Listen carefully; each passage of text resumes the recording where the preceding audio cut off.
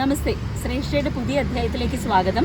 ഇളങ്കാവ് ഭഗവതി ക്ഷേത്രം വടയാർ, അവിടെയാണ് ഞാനിപ്പോൾ നിൽക്കുന്നത്.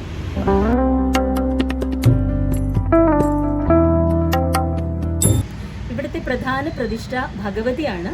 രൗദ്രഭാവത്തിലുള്ള ഭഗവതിയുടെ പ്രതിഷ്ഠയാണ് ഇവിടെ ഉള്ളത്.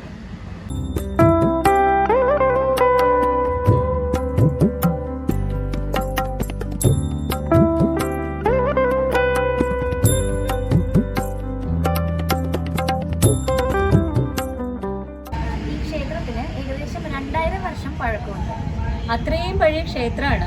അപ്പം അന്നത്തെ കാലത്തൊന്നും ഇത്ര യാത്രാ സൗകര്യങ്ങളൊന്നും ഉണ്ടായിരുന്നില്ല. കാളവണ്ടിയിലൊക്കെയാണല്ലോ ആൾക്കാർ പോയിക്കൊണ്ടിരുന്നത്, നടന്നും കാളവണ്ടിയിലും ഒക്കെ. അപ്പം ഇത്രയും പഴക്കമുള്ള ക്ഷേത്രങ്ങളിലെല്ലാം ഇതുപോലെ മണ്ഡപങ്ങൾ ഒരുപാട് സ്ഥലങ്ങളിൽ കാണാറുണ്ട് അല്ലേ. അത് ഇതിനു വേണ്ടി തന്നെയാണ്. ആൾക്കാർ യാത്ര ചെയ്യുമ്പോൾ റെസ്റ്റ് എടുക്കാൻ വേണ്ടിയിട്ടാണ് ഇങ്ങനത്തെ മണ്ഡപങ്ങൾ സ്ഥാപിച്ചിരുന്നത്. ഇതിനു മുമ്പുള്ള ശ്രേഷ്ഠ എപ്പിസോഡിൽ, അതായത് കരമനയിൽ, തിരുവനന്തപുരം കരമനയിൽ ഒരു സുബ്രഹ്മണ്യ ക്ഷേത്രത്തിൻ്റെ ഒരു ശ്രേഷ്ഠ എപ്പിസോഡിൽ ഞാൻ കാണിച്ചിരുന്നു. മിക്ക പഴയ ക്ഷേത്രങ്ങളും തമിഴ്നാട്ടിലൊക്കെ പോയാൽ കാണാം. എല്ലാ ക്ഷേത്രങ്ങളിലും ഇതുപോലെ ധാരാളം മണ്ഡപങ്ങൾ ഉണ്ടാക്കാറുണ്ട്. അതുപോലൊരു മണ്ഡപമാണിതും. കളിത്തട്ട് എന്നാണ് ഇതിന്റെ പേര്. ഈ മണ്ഡപം കാണുമ്പോൾ തന്നെ ഏകദേശം ഇതിന്റെ പഴക്കം നമുക്ക് മനസ്സിലാക്കാൻ സാധിക്കും. പലവിധമായുണ്ടേ പാടവും ആടവും പാടിക്കൊണ്ടാടുമൻപർ പദമലർ സൂടവും പലവിധമായുണ്ടേ പാടവും ആടവും പാടിക്കൊണ്ടാടുമൻപർ പദമലർ സൂടവും പലവിധമായുണ്ണേ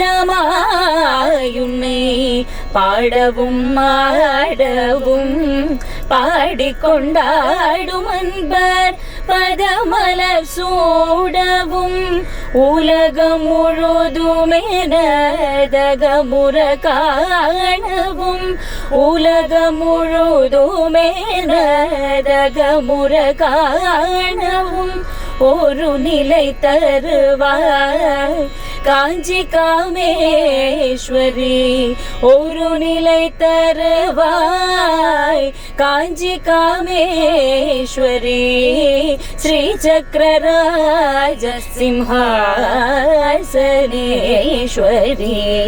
ശ്രീലളിതാംബികയേ.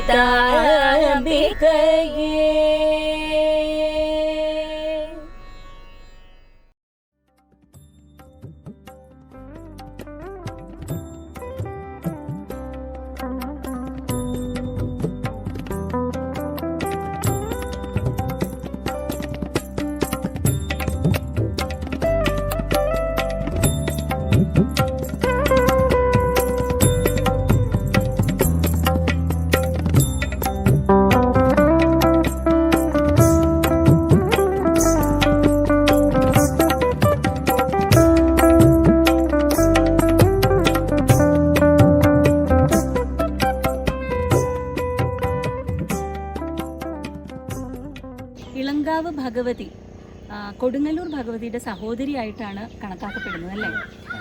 കൊടുങ്ങല്ലൂർ ഭഗവതി ഈ സഹോദരിയെ കാണാൻ വേണ്ടി വരുന്ന ഒരു ഉത്സവം ഉണ്ടല്ലോ, ആറ്റുവേല. ഏപ്രിൽ മാസത്തിൽ നടക്കുന്ന ഒരു ഉത്സവമാണ് ആറ്റുവേല. നമ്മളെല്ലാവരും ഒരുപാട് പറഞ്ഞു കേട്ടിട്ടുണ്ട് ആറ്റുവേല എന്ന്. വളരെ കാണേണ്ട ഒരു ഉത്സവമാണ്. ഈ ആറ്റിൽ കൂടി രണ്ട് വലിയ വള്ളത്തിലായിട്ട് അല്ലേ തേര്. ഞാൻ ശ്രദ്ധിച്ച എങ്ങനെയാ വെച്ചാൽ ഈ അമ്പലത്തിന്റെ അതേ ഒരു ഷേപ്പില് ഒരു ഇതുണ്ടാക്കിയിട്ട് സ്ട്രക്ചർ, അമ്പലത്തിന്റെ ഒരു സ്ട്രക്ചർ ഉണ്ടാക്കിയിട്ട് അതില് ലൈറ്റൊക്കെ ഇട്ടിട്ട് എഴുന്നള്ളിക്കും. കൊടുങ്ങല്ലൂർ ഭഗവതി അതിലിങ്ങോട്ട് വരും.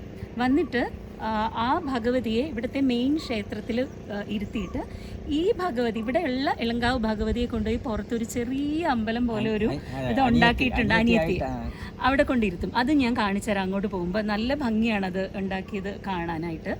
അവിടെ നമുക്കൊന്ന് പോയി അത് നോക്കാം. അതുപോലെ തന്നെ വടയാർ, അതാണിത്. ഈ മൂവാറ്റുപുഴ ആറിൻ്റെ ഒരു കൈവഴിയാണിത്. വടയാർ ഇളങ്കാവ് ഭഗവതി ക്ഷേത്രം എന്നാണ് ഈ ക്ഷേത്രം അറിയപ്പെടുന്നത്.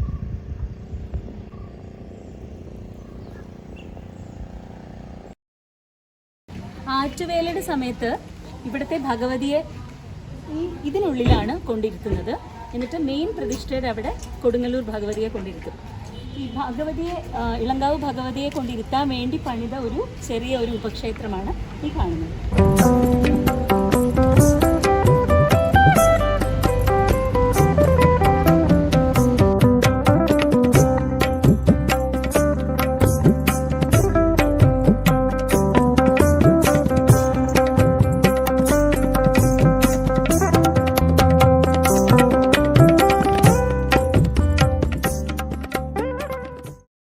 ഇവിടെ ഉപപ്രതിഷ്ഠയായിട്ടുള്ളത് അകത്ത് ഗണപതി ഉണ്ട്, സാധാരണ എല്ലാ അമ്പലങ്ങളിലും ഉള്ളതുപോലെ തന്നെ. നാഗപ്രതിഷ്ഠ പുറത്ത്, അതുപോലെ ഖണ്ഡാകർണനും ഉണ്ട്.